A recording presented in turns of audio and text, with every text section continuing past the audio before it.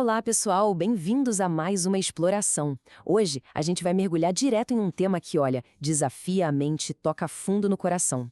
Nessa nossa análise visual, vamos desbravar os conceitos do capítulo 8 do livro Ciência e Ânima, que se chama Multidimensionalidade Avançada 1.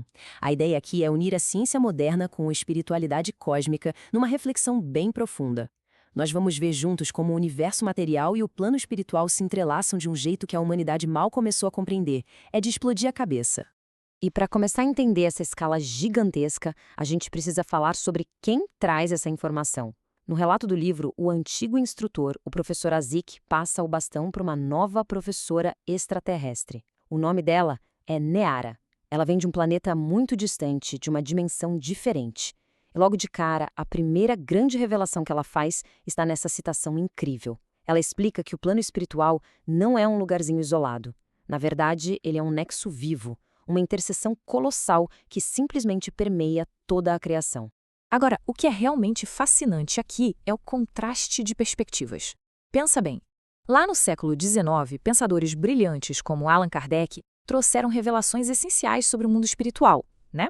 Mas a ciência daquela época limitava essa visão ao nosso planeta e ao redor dele. Não existia o conceito de múltiplas dimensões ou hiperuniversos. Já a visão moderna, que a Nera apresenta, expande isso de uma forma inimaginável. O plano espiritual não está só orbitando a Terra. Ele é a própria estrutura de fundo que sustenta uma quantidade infinita de universos sobrepostos. Certo, mas vamos tentar amarrar isso com a nossa astrofísica atual. Os cientistas sabem que existem imensos vazios cósmicos no espaço, que são aquelas regiões que parecem não ter absolutamente nada. Mas a grande sacada da multidimensionalidade é que o que parece um vazio no nosso universo tridimensional pode estar, na verdade, transbordando de vida em uma dimensão adjacente. E a camada espiritual funciona exatamente como a rede invisível que conecta todas essas realidades. Então, onde a gente enxerga um vazio absoluto, o plano espiritual vê uma tapeçaria rica e superhabitada. E é exatamente aí que entra o conceito de nexo cósmico.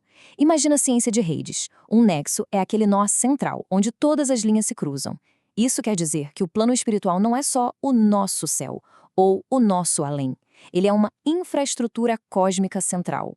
Pensem nisso. O plano espiritual que a humanidade acessa é o mesmíssimo plano acessado pelo povo extraterrestre da Nera e por incontáveis outras civilizações por toda a criação. Avançando um pouco na arquitetura de tudo isso, vamos falar da dimensão V. Inicialmente, o autor do livro achava que o plano espiritual ficava na quarta dimensão, mas a Nera corrige isso e introduz a dimensão V. É uma camada totalmente separada de uma dimensão superior. Ela não está simplesmente ali, do ladinho dos nossos universos materiais. Ela interage com todos eles e, pasmem, engloba todos eles a partir do lado de fora. É como se fosse o grande container de tudo. Para tentar visualizar isso, que parece até impossível de imaginar, a Nera usa uma progressão geométrica simplesmente brilhante. Vamos lá.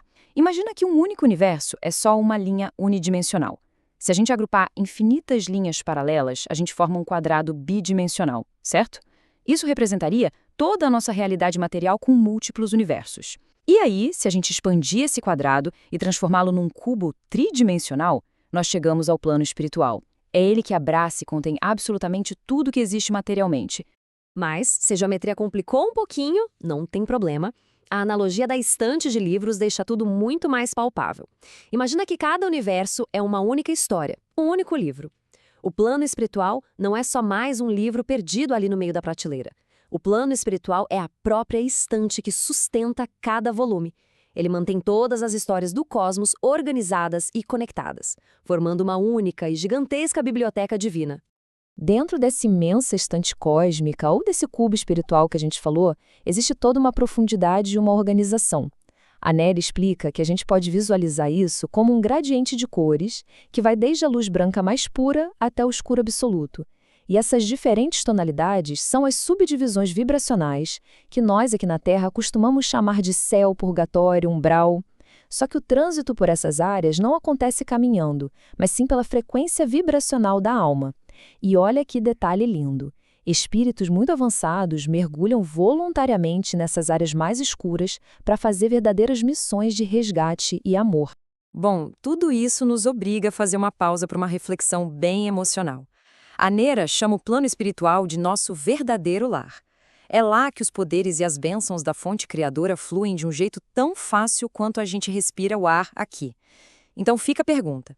Se esse lugar é tão acessível, tão pacífico e transborda tanto amor, por que as almas escolhem sair de lá e vir parar na densidade pesada da matéria física? A resposta para isso é profunda e dá um sentido enorme para todas as nossas lutas aqui na Terra. A encarnação é um processo educacional que é absolutamente essencial. Quando a alma cria essa distância temporária da percepção direta da fonte criadora, ela é forçada a desenvolver a própria consciência moral. Ela tem que exercer o livre-arbítrio meio que no escuro, aprendendo através do próprio suor, do esforço pessoal autêntico.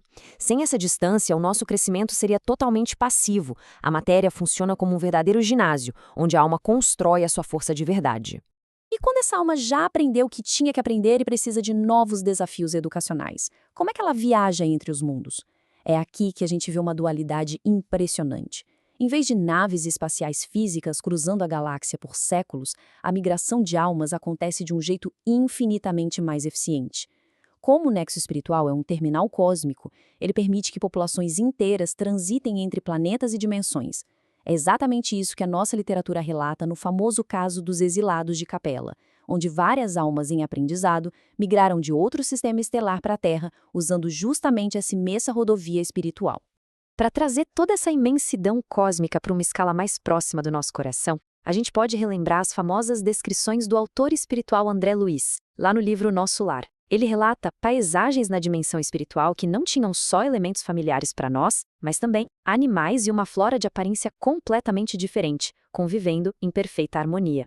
O que será que isso significa quando a gente coloca sobre a luz dessas novas revelações da Neera?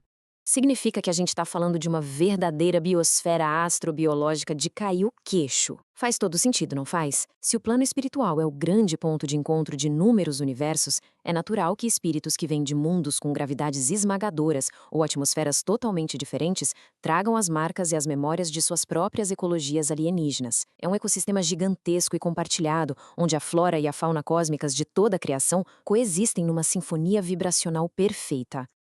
Então, para resumir e amarrar tudo que vimos hoje, precisamos redefinir completamente a nossa ideia de além. O plano espiritual não chega nem perto de ser um reino uniforme, vazio ou monótono. Longe disso, ele é uma tapeçaria viva, uma vasta biosfera multidimensional que pulsa com as memórias, as culturas e as formas de vida de infinitos universos. É o reflexo definitivo e absoluto da beleza imensa, inesgotável e maravilhosa de toda a criação.